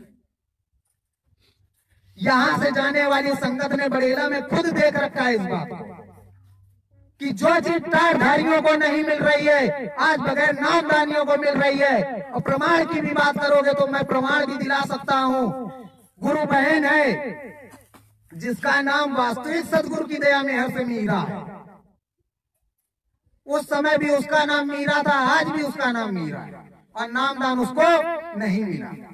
तो प्रेमियों, हमारा तो काम ही है अपने गुरु का प्रचार करना, क्योंकि हमारी पहचान हमारे सतगुरु से है। क्योंकि अगर ये मालिक हमको ना मिले होते तो आज हमारी यहाँ पर कोई पहचान नहीं होती। जिस तरह संसारी घूम रहे हैं संसार में, उसी तरह हम भी कहीं घूम रहे हो। तो दया मेहर है इनकी। तो लिख करके हम लोगों ने डाला था कि हम आज भी इस घोर कलयुग में ऐसे समरथ संत महात्मा को जानते हैं कि वो आपसे केवल एक बार बात करेगा और आपकी वो सारी की सारी दिक्कत परेशानियों को दूर कर देगा। जो बात बताने वाली नहीं है मगर ये सतगुरु का प्रमाण है और मैं डंके की चोट पे इसको बता रहा हूं। जब इस तरह हमने लिख करके डाला था हम लोगों ने YouTube के माध्यम से, तो उस गुरु बहन को किसी तरह भनक लग गई। उसमें नंबर पड़ा हुआ था, हमारे गुरु भाई हैं दिल्ली के, उनसे उनका संपर्क हो गया। तो वो सोचने लगी कि बड़े भैया वो, तो उनसे होने लगी। तो जब उसने पूछा कि मुझे सतगुरु जय गुरुदेव से बात करनी है, तो यहाँ 420 वाला काम नहीं है कि जय गुरुदेव बता करके और जा करके बहरूपिया कानपुर वाले बाबा के सामने खड़ा करके। सीधा कहा गया था कि दीदी सतगुरु जय गुरुदेव तो अंतर घाट पे मिलेंगे। सतगुरु जय गुरुदेव तुमको बोलना पड़ेगा, हाँ उनसे मिलवाने वाले तुमको यहाँ पर बैठे हुए, मगर वो सतगुरु जय गुरुदेव नहीं है। तो उनको विश्वास हुआ। अब उनके साथ में देखो परेशानी इतनी बड़ी थी कि एक तो नामदानी नहीं, पूरा का पूरा घर मांसाहार। अब घर मांसाहारी है तो सोच सकते हो क्या होता होगा उसके साथ। और जिस तरह वो बात करने शुरू किए थी, बताना शुरू किए थी, तो लास्ट में उनके मुंह से केवल एक ही शब्द निकला था कि अगर मेरी दिक्कत परेशानियों का निवारण नहीं हुआ तो मैं आत्महत्या कर लूंगा। सीधा उन्होंने यही कहा। तो जब इस तरह का शब्द हम लोगों ने सुना, हमने कहा दीदी अगर किसी पे भी विश्वास नहीं रखती, प्रभु राम को मानती है तो उसी पे विश्वास कर लेना और मान लेना कि प्रभु राम का ही सतगुरु जय गुरुदेव नाम। इस तरह संसार को समझाया जाता है। तो कहा ठीक है भैया। 15 दिन के लिए उनको कहा गया और जब 15 दिन उन्होंने लग करके, उनके पास माला भी नहीं थी और जितना उनको मन होता था सतगुरु जय गुरुदेव सतगुरु जय गुरुदेव केवल करती थी। ध्यान भजन भी हम लोगों ने नहीं बताया था कि किस तरह करना रहता। जब इस तरह उन्होंने करना शुरू किया तो इतनी मालिक की दया मेहर हुई कि गुरु महाराज ने सीधा अपने दर्शन उसको पहली बार में ही दे दिया और उस स्वरूप के दर्शन दे दिए कि बिरला ही वो स्वरूप कोई पाता है। जिस तरह वो बताना शुरू कर दिए, वो प्रार्थना तो हम लोगों ने केवल गुरु महाराज के कानों से सुनी, बाकी किसी के मुंह से आज तक सुनी ही नहीं। उसने सीधा कहा कि भैया एक बात बताने जा रही हूँ, बताऊं कि नहीं? हमने कहा दीदी बताओ, कोई डरने वाली बात नहीं है तुम्हें। जब तुम्हें अगर अंदर से विश्वास हुआ है कि हमें प्रभु का दर्शन हुआ तो तुम्हें भी किसी से डरने की जरूरत नहीं। तो उसके मुंह से यही निकला था कि सतगुरु का स्वरूप ऐसा रोम रोम में करे हो जाए। तो प्रार्थना तो आप लोग खुद ही जान सकते हो। कहा गुरु महाराज का इस तरह का भव्य स्वरूप था, केवल मैंने गुरु महाराज के चेहरे को देखा, शरीर को नहीं देखा। और चेहरे को देखा है, वो यानी किरणें उससे फूट रही हैं कि मानो जमी के सूरज उसके आगे कुछ नहीं। तो ये है गुरु महाराज का वास्तविक अनामी धाम का स्वरूप। इस स्वरूप के दर्शन करने के बाद सूरज जीवात्मा के ऊपर कोई भी कलमल नहीं होता। वो जब चाहे आएगी, जब चाहे वापस आ जाएगी। वो आएगी जाएगी, फिर उसको कोई नहीं रोक पाएगा। तो जब उस तरह की बताने लगी, फिर हमने उससे कहा दीदी अब तुम्हें दूसरा काम करना है। कहें बताइए भैया। हमने कहा आज ही तुरंत बाजार में जाओ, एक डायरी एक पेन लेकर के आओ, क्योंकि अब तुमको गुरु महाराज लिखने के लिए बताएंगे। वो गए, दूसरे ही दिन डायरी लाई, फिर गुरु महाराज ने उनको दिखाया। हमने कहा बताने की जरूरत नहीं, अब लिखने की जरूरत। और जब बड़ेला धाम आई, केवल 7 महीने के अंदर पूरी डायरी उनकी भरी हुई थी। अब जान सकते हो कि एक डायरी में 50-60 के नीचे पेज नहीं होते, कोई भी पन्ना उनका खाली नहीं था। और गुरु महाराज ने उसको एक एक दिखा रखा है कि किसने किसने गुरु महाराज के साथ में क्या किया है। एक एक चीज उसको गुरु महाराज ने दिखाई कि स्वामी महाराज कहाँ गए, गुरु महाराज को कहाँ जबरदस्ती लेके गए, कैसे गुरु महाराज अस्पताल से निकले थे और कैसे कहाँ मालिक के साथ में इन लोगों ने क्या किया। और उसको बिचारी को कैसे मालूम कि गुरु महाराज के शरीर में जहर भी निकलता था। जो नामदानी नहीं है तो उसको क्या मालूम? उसको कैसे पता चल गया कि गुरु महाराज के शरीर में जहर निकलता था। ये है गुरु महाराज की पहचान और वक्त के सदगुरु जय गुरुदेव नाम का प्रमाण। अगर स्वामी महाराज हमारे धरा पे ना होते, गुरु महाराज आज शरीर को छोड़ गए होते, तो ये सब लीला दिखाने की कोई जरूरत नहीं थी। गुरु महाराज ने सीधा दिखा दिया। प्रेमियों, लिख तो मैंने इस भी मोबाइल में रखा है, मगर मजबूर अपने सदगुरु से हूँ, और नहीं तो मैं पूरे विश्व में उसको गाने के लिए तैयार था। पाबंदी लग गई, कहा बच्चा अगर गुरु को मानते हो तो किसी का नाम नहीं लो। स्वामी महाराज ने सीधा दिखाया। इशारे में बता सकता हूँ, गुरु महाराज जब वहां से अंतर ध्यान हुए तो सबकी सिट्टी पिट्टी गुल हो गई। अब इन लोगों ने सोचा संगत में जाएंगे, मुंह क्या दिखाएंगे, संगत तो दरवाजे पे ही बैठी चटनी बना दी। क्योंकि जो गुरु के प्यार में झुकना भी जानती है तो गुरु के प्यार में कुछ भी कर सकती है, ये भी याद रखना। स्वामी महाराज ने कहा था कि मैं तो माफ कर दूंगा, मगर मेरे बच्चे छोड़ने वाले नहीं हैं। और प्रेमियों, ये भी याद रखना, आगे आने वाले गुरु भाई भी छोड़ देंगे, मगर अब जो आने वाले बच्चे हैं वो एक भी सत्संगी को छोड़ने वाले नहीं है। क्योंकि स्वामी महाराज ने कहा था कि इन्हीं माताओं के गर्भ से इस तरह के बच्चे जन्म लेंगे, वो सगे कंस मामा की तरह अपने रिश्तेदारों को भी नहीं छोड़ेंगे। ये मत सोचना कि ये मथुरा हमारे पास आते हैं तो ये हमको माफ कर देंगे, वही लोग आकर के तुम्हारा काम तमाम कर देंगे। क्यों? क्योंकि गुरु को ही सब देखते हैं। अगर गुरु की याद ना होती, गुरु की फरियाद ना होती, दादा गुरु महाराज का चिन्ह ना होता, नाम योग साधना मंदिर ना होता, तो कोई उस दरबार में सर झुकाने नहीं जाता। और इसलिए उस दरबार में तुम किसी को सर झुकाने से रोक भी नहीं सकते हो। वो हमारे दादा गुरु महाराज का मंदिर, हमारे स्वामी महाराज की कर्म भूमि और हमारी जन्म भूमि है, जिसको हम सदा सर्वदा प्रणाम करते आए हैं और प्रणाम करते रहेंगे। तो प्रेमियों, गुरु महाराज की मौज यही है। स्वामी महाराज ने सीधा इशारा किया है कि आगे जाकर के बीमारियों का अंबार आ रहा। गुरु महाराज ने उस दिन यही इतना दिखाया था, और वो बात सत्य होगी, ये झूठ नहीं होगी। गुरु महाराज ने दिखा दिया, पता नहीं कौन सी जगह थी, और बहुत ऊंची ऊंची बिल्डिंग है, और एकदम से बिल्डिंग सब धराशायी हो गई। इसका मतलब सीधा सीधा आगे जाकर के जो गुरु महाराज ने कहे हैं कि बड़े बड़े आंधी तूफान भूकंप बीमारियां सुनामी आएंगी, तो अब वो समय नजदीक आ रहा है। और याद रखना, परिवर्तन एक बैक नहीं होगा, फिर सुन लेना, ये सब काम धीरे धीरे होंगे।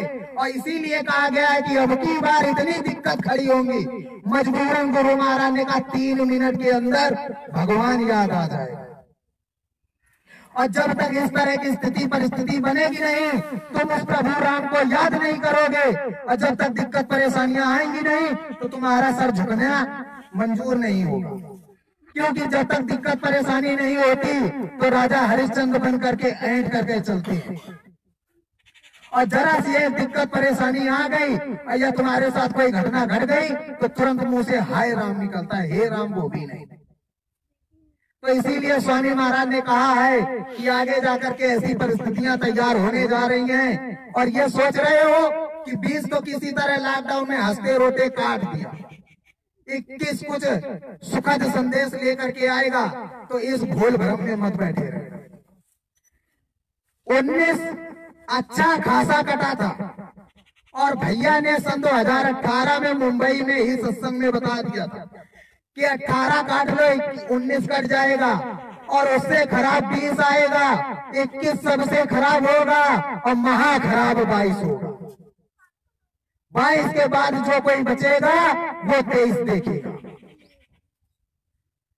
तो प्रेमियों, अगर ये सोच रहे होगे कि 20 कट गया 21 अच्छा आ जाएगा, तो अब 21 में अगर भजन नहीं किया और प्रभु को नहीं माना, प्रभु राम का भजन नहीं किया, उसके दरबार में झुकना स्वीकार नहीं किया, तो अब जिस तरह 19 छोड़ के 20 की बीमारियों को झेला, अब 21 में भी तैयार हो। इसीलिए कहा जा रहा है भजन कर लो, भजन कर लो, मगर भजन करने का समय कहाँ है? अब भजन नहीं कर। और स्वामी महाराज तो सीधा कह रहे हैं, अरे बच्चा तुमसे कुछ नहीं हो रहा, सारा दिन तुम अपना काम करो, शाम को जब चारपाई पे लेटने जा रहे हो फिर भी अगर कान में उंगली नहीं डाल सकते तो क्या पड़ोसी तुम्हारे उंगली लगाने आएगा? अरे खा पी के सब काम खत्म करने के बाद में 5 मिनट केवल कान में उंगली लगा सकते हो सब लोग की नहीं। अब फिर भी अगर प्रेमी भाई बहनों ना कर सको तो इससे अब दोबारा कोई उपाय नहीं है। स्वामी महाराज ने पहले ही बता दिया था कि बीमारियों का इलाज डॉक्टरों के पास नहीं, महात्माओं के पास होगा। और जितनी भी आफतें खड़ी होती हैं तो रास्ता दूसरा पहले ही भगवान बना देता है। तो जब ये बीमारी आई थी उसके पहले ही इलाज भी तैयार हो गया था। और आप लोगों ने तो सीधा देखा, भैया ने तो डंके की चोट पे कहा। और जब ये देश के जो राजा महाराजा लोग थे इनको अभिमान भी जरा सा हुआ था, और सोशल मीडिया के सोशल मीडिया के माध्यम से हम लोगों ने सीधा लाइव वीडियो पे डलवा करके कहा था कि जब तक देश का प्रधानमंत्री स्वयं जाकर के प्रभु राम की जन्मभूमि पे पूजन नहीं करेगा तब तक देश का उद्धार होने वाला नहीं। तो प्रेमियों, मन की बात पे जैसे ही 17 अप्रैल को नरेंद्र मोदी जी जब आए थे तो उन्होंने सीधा कहा था कि अगर जाने अनजाने किसी से या किसी के लिए कोई तकलीफ मुझसे हुई है और जाने अनजाने किसी का मेरे से अपमान हो गया है तो मैं सभी साधु जनों का हाथ जोड़ करके प्रणाम करता हूँ। अगर कोई गलती भी हुई है तो मैं अपने गुनाहों की माफी भी मांगता हूँ। वीडियो उनका पड़ा हुआ है, आज भी देख सकते हो। तो अगर हमारे देश का प्रधानमंत्री भी धार्मिक ना होता, शाकाहारी ना होता, तो आज जो विदेशों की हालत है वही हमारे देश की भी हो गई। और गुरु महाराज ने वैसे भी कहा है कि सारे देश मिलकर के यदि भारत पे आक्रमण करेंगे तो भी भारत का कोई बाल का बांका नहीं कर सकता, मगर हाँ जनहानि होगी। गुरु महाराज ने कहा आगे जाकर के जब विश्व युद्ध होगा तो उस विश्व युद्ध में चीन के द्वारा दिए हुए कीटाणु बम पाकिस्तान भेजेगा। तो उस समय जब पाकिस्तान कीटाणु बम भेजेगा तो उस समय जो महापुरुष होगा, स्वामी महाराज ने ये भी नहीं कहा कि मैं करूंगा, जबकि करेंगे वही। उन्होंने कहा उस समय जो महापुरुष होगा वो ऐसी आंधी चलाएगा कि पूरब से इतनी जोर आंधी उठेगी कि सारे कीटाणु जाकर के पश्चिम में वापस चले जाएंगे, और जहां से कीटाणु बम फेंके जाएंगे वहीं की प्रजा वहां पर उन कीटाणुओं के द्वारा सड़ के मर जाएगी। और गुरु महाराज ने कहा 1-8% जो बम है, गुरु महाराज ने कहा उस समय की जो शक्तियां होंगी वो अपने हाथ पे उतारे, और लोग उस चीज को देखेंगे कि ये किनके बच्चे हैं, अब किस तरह उतार रहे हैं।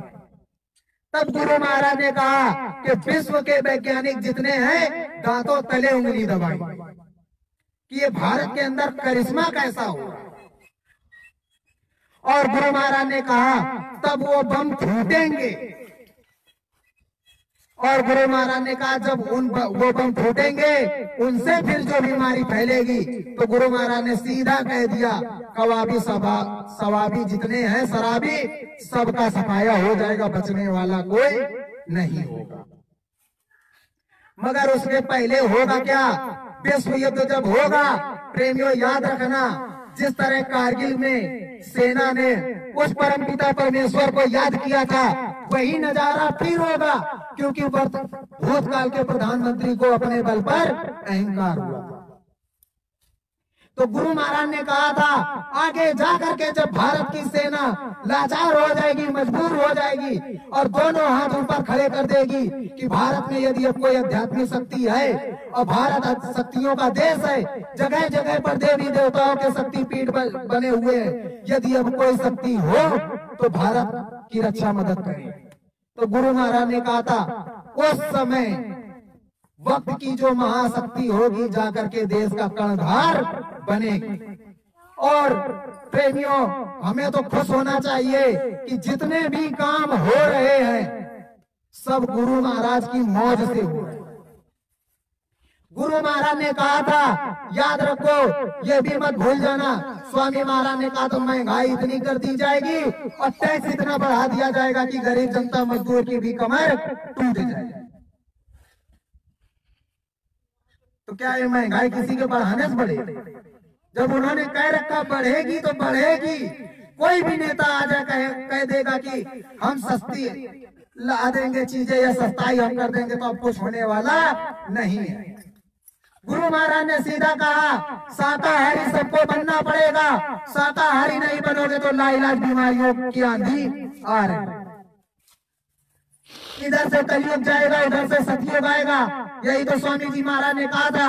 और कलयुग जब जाएगा, सतयुग जब आएगा, और एक बैग तो जाएगा नहीं, धीरे धीरे खसकेगा। और गुरु महाराज ने कहा था उसी में करोड़ों का सफाया हो जाएगा। और वैसे भी इस बीमारी के लिए 1.25 करोड़ बताए गए, जा ही रहे, चलेगी। जब तक 1.25 करोड़ निपटेंगे नहीं तब तक धीमा पड़ेगा।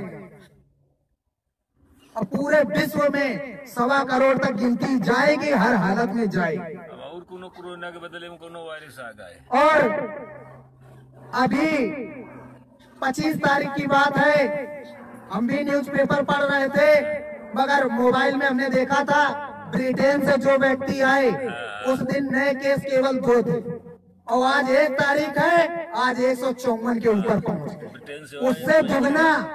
तो क्यों सोच बैठे हो कि 21 अच्छा आ जाए? और गुरु महाराज ने तो सीधा अक्टूबर के ही महीने में बता दिया था कि बच्चा कोरोना कुछ नहीं है, कोरोना का भी बाप पीछे से आ रहा है। हमने अपनी कॉपी में लिख रखा है, गुरु महाराज ने इसी तरह बताया, कोरोना बच्चों कुछ नहीं है, कोरोना का बाप पीछे से आ रहा है। मम्मी है ये। अच्छा, गुरु महाराज ने बता दिया तो क्या वो झूठ निकलेगा? अब प्रेमियों, भजन नहीं करोगे तो याद रखना डॉक्टर तो वैसे ही अब इतनी दूर से देखता है, सुई भी लगाने तुम्हारे पास नहीं आएगा। क्योंकि इस समय जरा सी सर्दी जुकाम होती है, अब किसी को सांस फूलने की बीमारी अगर होगी भी, अगर वो गलती से डॉक्टर के पास चला जाएगा, तुमको कोरोना लिख दे, कहेगा कि इसकी सांस फूल रही, इसको तुरंत यहाँ से निकालो। ये स्थिति है। और गुरु महाराज ने कह दिया था, प्रेमियों, सन 2020 गया जरूर, जाते जाते उसने बहुत बड़ी सीख दी कि अपने पराये का भी उसने भेद दिखा दिया। गुरु महाराज की हमारे भविष्यवाणी पूरा करा गया कि स्वामी महाराज ने कहा था कि अंत समय के साथी, यानी जब तक तुम्हारी सांस चल रही तब के सब साथी, अंत समय तुम्हारा कोई नहीं साथी। तो कहते थे ऐसा कैसे होता है? अब देख लो, बीमारी लगी, घर वाले तक भी देखने को नहीं पाए, बाहर के बाहर ही ठोक दिए गए। स्वामी जी महाराज ने कहा था कि परिवर्तन की आंधी चलेगी, लाशें पड़ी सड़े घर घर में, उठाने वाला मिले न यार, जमाना बदलेगा। घर घर लाशें सड़ रही थी, ना कोई उठाने वाला था, ना कोई जलाने वाला था। फिर भी सर्प का जो जुआ है वो रेंग नहीं रहा। अब गुरु महाराज तो ये भी बार बार कह रहे हैं, बच्चा जब भजन में बैठो कुछ चाँ चू चा बोले, यानी सीधा देखो, गुरु महाराज का कहने का मतलब है कि चिड़िया इसमें चूके, या आप देहात में रहते हो, अच्छी तरह मालूम है जेठ बैसाख के मौसम में क्या, इसी मौसम में अगर उसका मन होगा तो अभी कहीं पेड़ पे बोलने लगेगा, और जब वो शुरू होगा तो एक नाद बोलेगा, आवाज भी नहीं बदलेगा। तो उसी तरह की पहले आवाज आती है, और आप लोग भ्रम में पड़े रहते हो, घंटा शंख घंटा शंख घंटा शंख सुनाई नहीं दे रहा, ये पता नहीं क्या सुनाई दे रहा। अरे वही आवाज के सुनो, जो सुनाई दे वही के सुनो। जब झींगुर की आवाज आपको सुनाई देगी, तो झींगुर की आवाज को जब गौर से सुनने की कोशिश करोगे तो ऐसा लगेगा कि चिड़िया चहक रही है, और चिड़िया का अगर चहकने की आवाज आए तो प्रेमियों उससे परमानंद कोई चीज नहीं है। और जब झींगुर की आवाज सुनोगे तो उसी में ऐसा लगेगा कि घुंघरू भी बज रहे हैं, अब वो नाम स्वरूप वाली फोटो ले आए, ला करके घर पे लगा दिया, एक तरफ देख लिया, हाँ ये ज्योति स्वरूप है, ये सुबह वाला लाल सूरज है, ये पूर्णमासी वाला चांद है, ये दोपहर वाला सफेद सूरज है, और ये गुरु महाराज ने कहा था अरबों खरबों सूरज। देख लिया केवल, इधर देख रहे हैं, हाँ इधर घंटा शंख छपा है, ये मृदंग के साथ में पता नहीं और तीर ऐसा क्या छपा है। फिर देख रहे हैं ये राजस्थान में बजने वाला किंगरी सारंगी वाला बाजा छपा है। फिर देख रहे हैं बीन बांसुरी छपी है, फिर बंसी भी छपी है। तो देखने से प्रेमियों क्या होगा, एक बार ये भी तो सोचो कि गुरु महाराज ने आखिर बाजे, गुरु महाराज ने कहा था याद करने के बाद पर्चा फाड़ के फेंक देना, मगर फिर गुरु महाराज ने आपको स्वरूप क्यों दिए? कभी सोचा है कहते हो घुंघरू बजता है और पता नहीं बाहर कहीं चुड़ैले नाच रही है। ये भी तो देखो कि घुंघरू किस धाम की आवाज, किस बाजे के साथ में बजता है, कभी सोचने की कोशिश की? मैं तो नहीं बताऊंगा, घर पे जाना, सबके पास नाम स्वरूप वाली फोटो रखी हुई है, उसमें देखना जाके घुंघरू किस बाजे के साथ में लगा है। क्योंकि एक ने मेरे पास फोन किया, कहा भैया समझ में नहीं आ रहा, 3 दिन से भजन में बैठ रहा हूं तो ऐसा लगता है जैसे चुड़ैल के पायल बज रहे। हमने कहा भैया आप क्या बताएं? हमने कहा नाम स्वरूप वाली फोटो घर पे रखी है, कहें भैया हमारे सामने ही रखी है। तो हमने कहा भैया बस उसी को देखो, बाकी हम कुछ नहीं जानते। जब तुम अपने गुरुओं को भूत प्रेत बना देते हो, अपने गुरु को ही कह देते हो कि ये काल है, तो भैया काल को तो हमने आज तक देखा नहीं। नाम दान भी दयाल से लिया, दर्शन भी दयाल का। अगर ये तुम्हारे लिए काल है तो दूर से ही आपको सदगुरु जय गुरु। नाम दान अभी नहीं से लिया, पार यही करेंगे चाहे जहां ले, क्योंकि बार बार मीरा यही कहती है, जहां ले चलोगे वहीं मैं चलूंगा, नैया तुम्हारे हवाले है सतगुरु, जहां ले चलोगे वहीं मैं चलूंगा। तो जब आपने अपनी डोरी सतगुरु को थमा दी, तो प्रेमियों बात जब आ जाती है सत्संग में चलने की, तो जाने की भी व्यवस्था होती है, तब भी मन मोटा हो जाता है कि अब चलो कौन जाएगा, ठंडी है, बरसात है, इतनी गर्मी है, कहीं कालरा ना हो जाए। अरे एक बार निकलने की तो कोशिश करो। और ये भी याद रखो, जो भजन दुख तकलीफ में होता है, सुख में कोई नहीं करता, सब जानते हैं। और इसीलिए गुरु महाराज ने कहा था कि भक्त को दीनहीन गरीबी बीमारी ही दी जाती है, जिससे कि कम से कम वो प्रभु को याद रखेगा। और सत्संगियों के लिए स्वामी महाराज ने भी कह रखा है, यदि भजन नहीं करोगे तो आगे जाकर के लंगड़े लूले कर दिए जाओगे। कब? जब दूसरा जन्म मिलेगा तब। और फिर भी नहीं करोगे तो ऐसी स्थिति आ जाएगी कि एक टाइम की क्या, एक टुकड़ा रोटी का मिलना मुश्किल हो जाएगा, तब भजन करोगे। और फिर गुरु महाराज ने कहा फिर भी नहीं सुधरे, तो स्वामी महाराज ने कहा कि रेगिस्तान में वो जो ऊंट चलता है, गुरु महाराज ने कहा वही ऊंट बनाए जाओ, और नाक में तुम्हारे नकेल डाली जाएगी, और तुम चलने के लिए मना करोगे, मगर वो नाक पकड़ के जहां तुम्हारे खींची जाएगी तो बड़ बड़ बड़ बड़ बड़ बड़ करते हुए खुद ही भागोगे, तब याद आएगा। फिर उस समय भजन होगा।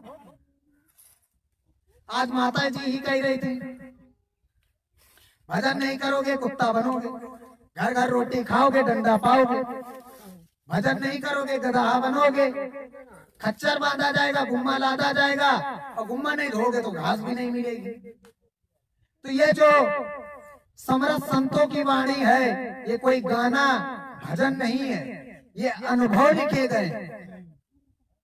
अब प्रेमियों, सतगुरु जय गुरुदेव मंदिर धाम बड़ेला से सबके हमारे आपके प्यारे गुरु भाई जो साधक श्री अनिल कुमार गुप्ता जी, जो गुरु महाराज के सेवादार हैं, संगत के सेवादार हैं, उनके द्वारा जो कुछ भी गुरु महाराज अंतर घटवाणियां लिखवाते हैं, उसकी अब किताब भी छपी है।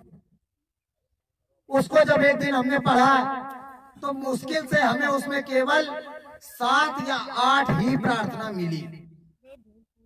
और जब उसको एक एक लाइन को पढ़ना शुरू किया तो प्रेमियों उसमें सारा का सारा अंतर अनुभव लिखा गया।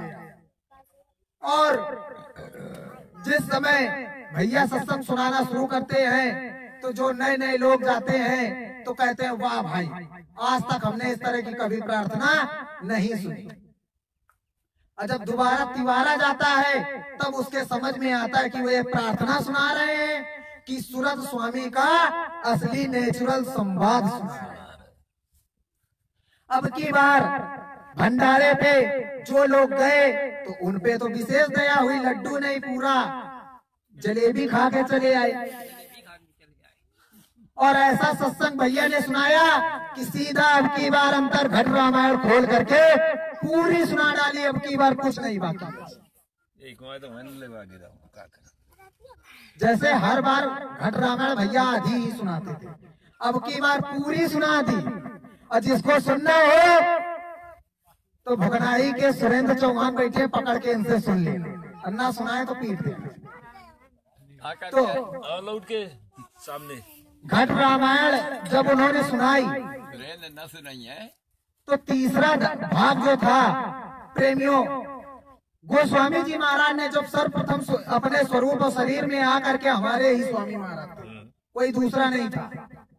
और ये बात कहने के लिए लोग हिचकिचाते हैं। यही स्वामी जी महाराज ने पहले घट रामायण लिखी, फिर इन्होंने ही छुपाई, और फिर इन्होंने श्री रामचरितमानस की रचना कर दी थी जब लोगों ने इनका विरोध किया था। गुण रहस्य जानते सब है मगर मानने को तैयार नहीं होते। फिर जब ये अपना रूप धारण करके आए, उस अनामी पसारे का भेद बताना शुरू किया तो इनका नाम केवल वही पड़ा, बस नाम के आगे साहब लग गया। हाथरस में इन्होंने अवतार लिया। बाजीराव पेशवा जो अपने बिठूर के थे, इनके छोटे भाई या बड़े भाई कुछ हुए, छोटे भाई थे, मगर इन्होंने राजगद्दी नहीं स्वीकारी। जाकर के एकांत में बरना नदी के किनारे बैठ गए जाकर के, और फिर इन्होंने वही अंतर घट रामायण गाना शुरू कर दिया। घट रामायण तो लोगों ने कहा घट रामायण तो वो राजापुर वाले गाते थे, अब ये कौन है? उन्होंने कहा कि तुम्हारे पास घट रामायण कहाँ से आई? कहा कि मेरे पास कहीं नहीं, चलो तुम्हारे साथ में चल करके घट रामायण लेके आ। कहने उन्होंने तो गंगा जी में फेंक देती थी, अब क्या वहां रखी है? वो भी टुकड़े टुकड़े करके फेंकी गई थी। कहा अच्छा, कहा चलो। और स्वामी जी महाराज सबको पकड़ के लेके गए। उस समय जितने पंडा पुजारी ब्राह्मण वाद उस समय ज्यादा चलता था, जितने लोग थे सबको पकड़ के लेके गए। तकी मियाँ भी साथ में गए, और तकी मियाँ गए और जा करके बीचों बीच गंगा जी में जो घट रामायण रखी थी, जैसे ही माता गंगा से विनय प्रार्थना की, वो उन्होंने जा करके घट रामायण स्वामी महाराज को पकड़ा। उसी घट रामायण को स्वामी जी महाराज ने जो इतनी मोटी तैयार हुई थी, उसमें से छांट छांट के नेचुरल जो सत्संग था, आपको सन 1952 से लेकर के सन 2012 तक बड़े मंच मथुरा से स्वामी महाराज ने और जगह जगह जा जा करके सुना दिया। फिर भी जब नहीं समझ में आई, कहा इसमें भी वही पलटू की, वही नानक की, वही इसकी बातें भरी हुई हैं। अब की बार जब घट रामायण लिखी तो स्वामी जी महाराज ने जो घट रामायण लिखी केवल 14-15 पेजों में ही, मुश्किल से 14-15 पेज, उतने में ही खत्म। अब बताओ, साधना तो साधना सरल कर दी गई, रामायण भी तुम्हारी 3 पेज में सिमट गई। और इतनी सरल शब्दों में लिखी गई है कि अगर एक बार तुमने सच्चे मन से स्वामी महाराज का सत्संग सुन रखा होगा तो भी तुम्हारे समझ में आ जाए, मगर उसके लिए वहां जाना पड़ेगा। क्योंकि अगर उनको 2-4 लाइनें याद भी होंगी तो बाद में कहोगे इसका उत्तर बताओ। किताब में उत्तर इसी वजह से लिखा नहीं गया है क्योंकि श्री रामचरितमानस जिस तरह गा के खत्म करते हो, कहा भैया आपका निमंत्रण है, हमारे घट में अखंड रामायण का पाठ रखा गया है और अखंड रामायण का मतलब यही होता है जिसका कोई खंडन ना हो। एक बार अगर सुमिरन उसका शुरू हो जाए तो जीवन में कभी खत्म ही ना हो। बात करेंगे। अखंड ज्योत किसको कहते हैं? अखंड ज्योत उसी को कहते हैं जो बगैर जलाई जले और जिसमें तेल और दिया की जरूरत ना पड़े, उसको कहते हैं अखंड ज्योत। इसमें तो तुम ज्यादा से ज्यादा हम कहते हैं 1 ड्रम में भर दोगे और बाती बना करके डाल दोगे, मगर ड्रम का तेल खत्म होते तो वो भी बुझ जाएगी। क्यों? गोस्वामी जी महाराज ने कहा, इसी घट भीतर सूरज चंदा और इसी घट बीच में तारे, और राम कृष्ण की कौन कहे, बैठे संग में शिव पार्वती दुलारे।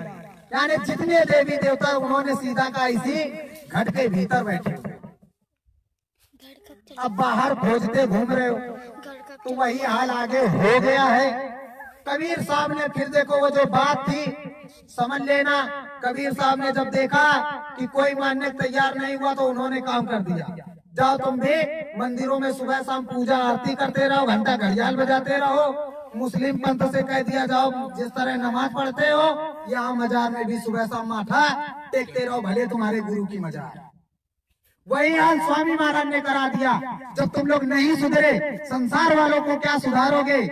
तो गुरु महाराज ने भी वही कर दिया, जगह जगह बन करके तैयार हो गए, जाओ आते रहो जाते रहो, भंडारा खाते रहो, मिलने वाला कुछ नहीं।